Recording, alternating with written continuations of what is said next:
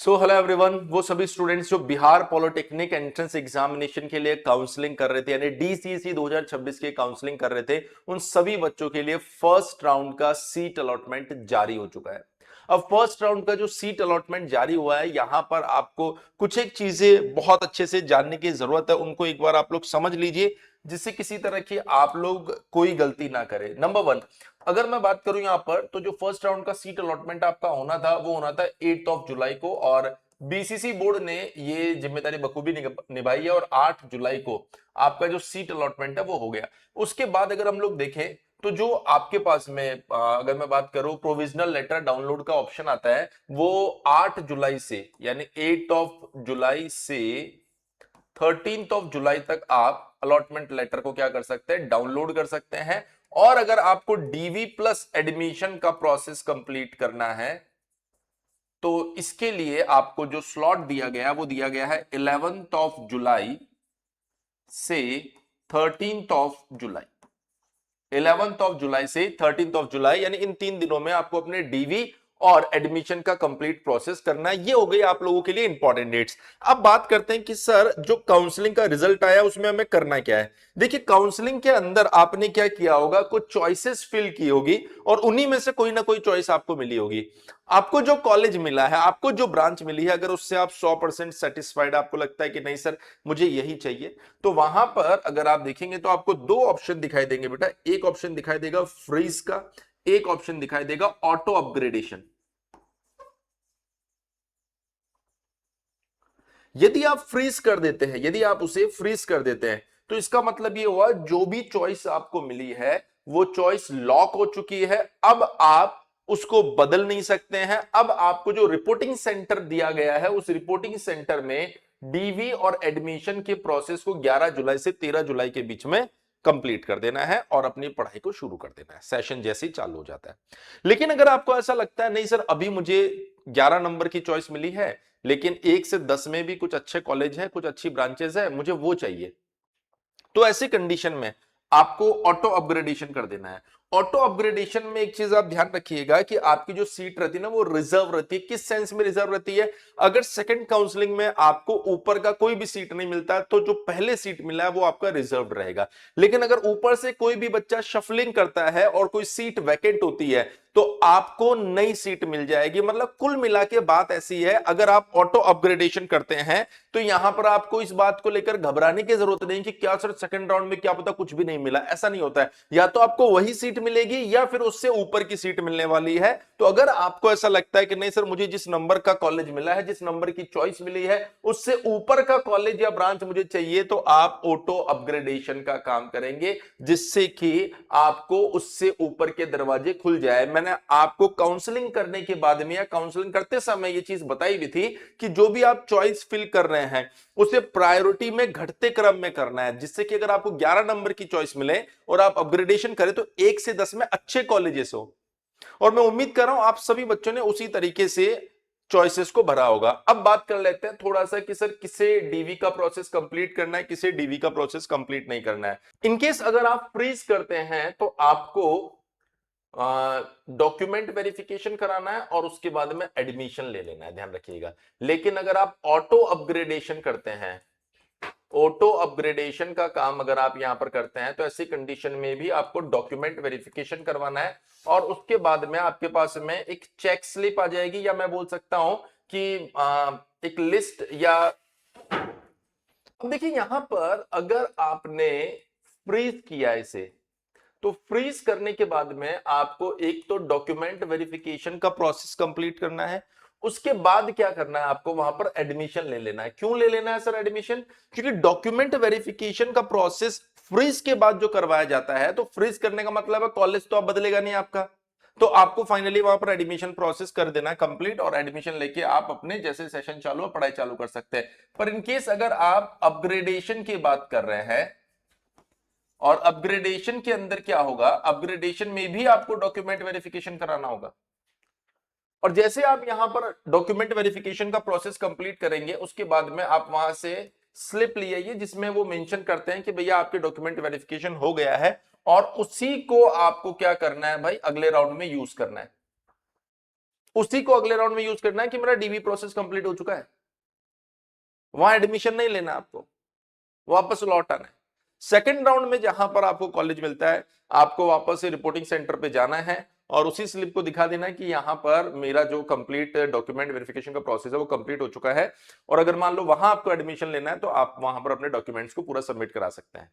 यहां पर आपको सबमिट कराने की जरूरत नहीं है, पर यहां पर आपके डॉक्यूमेंट सबमिट हो जाएंगे और आपका एडमिशन हो जाएगा। क्लियर है? तो मेरे ख्याल से दोनों पॉइंट के अंदर आपको किसी तरह की कोई दिक्कत नहीं होनी चाहिए। अब बात कर लेते हैं थोड़ी सी हम लोग कि सर जो डॉक्यूमेंट की लिस्ट है हमारे पास में, कौन कौन से डॉक्यूमेंट्स की लिस्ट हमें चाहिए होगी। तो मैं एक लिस्ट भी लेकर आया हूं आप लोगों के लिए।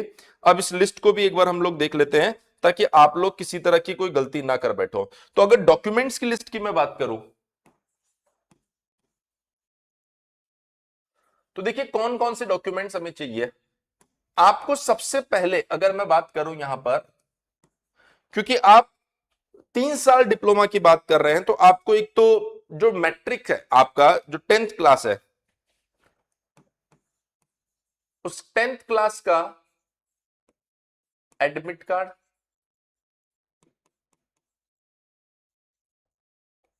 उसके बाद में मार्कशीट, और उसके बाद में आपके पास में आएगा सर्टिफिकेट।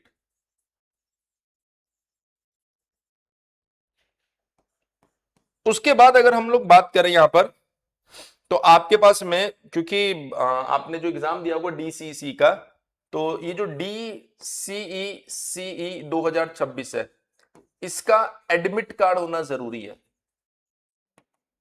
इसका एडमिट कार्ड होना जरूरी है। उसके बाद अगर मैं बात करूं यहां पर, तो आपके पास में कास्ट सर्टिफिकेट, रेजिडेंशियल, और इसके अलावा अगर मान लीजिए अच्छा कैरेक्टर सर्टिफिकेट, सीसी भी आपको लेके जाना है और टीसी भी लेकर जाना है आपको। इसके अलावा अगर आपको कोई और सर्टिफिकेट लगता है, आप पीएच कैंडिडेट है, डिसेबल है, तो ऐसे में डिसेबिलिटी सर्टिफिकेट भी आपको लेकर जाना है, ध्यान रखिएगा। अगर आप एसएमक्यू कोटा से आते हैं तो आपको उसका सर्टिफिकेट भी लेकर जाना है। अगर आप ईडब्ल्यूएस कैंडिडेट है तो आपको ईडब्ल्यूएस की भी जरूरत पड़ेगी यहां पर। मतलब कुल मिला के हर वो सर्टिफिकेट, हर वो कोटे को रिलेटेड कोई भी सर्टिफिकेट, क्योंकि ईडब्ल्यूएस अगर आप लगा रहे तो आप ईडब्ल्यूएस कोटा को क्लेम कर रहे हैं, ईडब्ल्यूएस कोटा को अगर आप क्लेम कर रहे हैं तो डेफिनेटली आपको ईडब्ल्यूएस लेके जाना पड़ेगा। अगर आप एससी कैटेगरी तो ऑफकोर्स आप एससी कोटा को क्लेम कर रहे हैं तो आपको कास्ट सर्टिफिकेट वहां पर लेकर जाना पड़ेगा। इस चीज को आप लोग ध्यान रखिएगा। उसके बाद में अगर हम लोग बात करें तो आपको यहां पर आधार कार्ड की जरूरत पड़ेगी।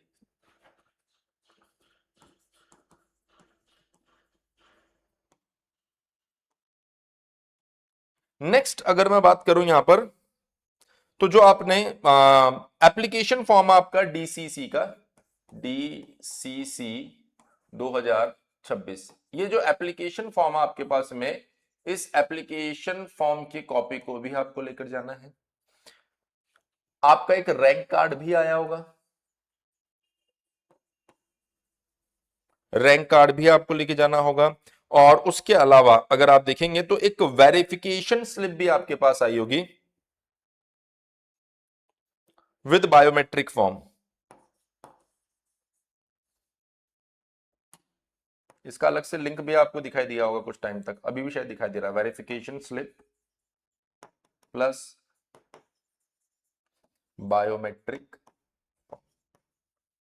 इतनी चीजें लेकर जानी है और साथ ही आपको अपनी फोटोग्राफ भी लेकर जानी है। और कोशिश कीजिएगा उसी फोटो को आप लेकर जाइए जो फोटो आप लोगों के फॉर्म वगैरह में आप लोगों ने लगाई थी, जिससे कि फोटो वेरिफिकेशन में किसी तरह की कोई दिक्कत नहीं आए। तो इतनी चीजें हैं जो आपको लेकर जानी है। और उसके बाद भी अगर आपके दिमाग में कोई भी कंफ्यूजन रहे तो आप कमेंट सेक्शन में हमें बता भी सकते हैं। साथ ही आपका जैसे एडमिशन हो जाए आपको पता चल जाना चाहिए कि इजी प्रेप के ऊपर आपके एसबीटी का सबसे जबरदस्त बैच, सबसे विश्वासमंद बैच, सबसे ज्यादा क्वालिटी कंटेंट वाला बैच उत्कर्ष बैच लॉन्च हो गया है, जिसके अंदर आपको आपके एसबीटी सिलेबस के अकॉर्डिंग डेडिकेटेड लाइव क्लासेस करवाई जाएगी, रिकॉर्डिंग ऑफ लाइव क्लासेस, यानी जो भी लाइव क्लासेस आपको पढ़ाई जाएगी उनकी recording, PDF notes, detailed solution of previous year question, और जो क्लासेस होगी वो सब्जेक्ट एक्सपर्ट के द्वारा आपको दी जाएगी। रेगुलर डाउट सेशन होंगे आपके, वीवीआई क्वेश्चन का पीडीएफ भी आपको देंगे एग्जाम के समय, मोबाइल लैपटॉप पर एक्सेसिबल रहेगा, 24/7 टेक्निकल सपोर्ट आपको रहेगा। अगर आप सिर्फ फर्स्ट सेमेस्टर का बैच लेते बेटा तो ये आपको अभी ऑफर में मात्र 1999 रुपए में मिल रहा है।